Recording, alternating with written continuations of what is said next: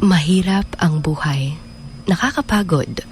Pero huwag kang susuko.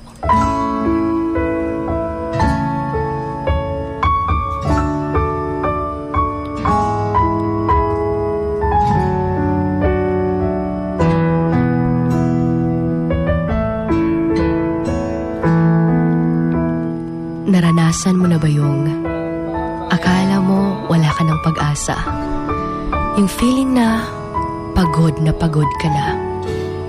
Ubos na ubos ka pa. Hindi mo alam kung may malalapitan pa dahil parang tinalikuran ka na ng lahat dahil nga walang-wala ka.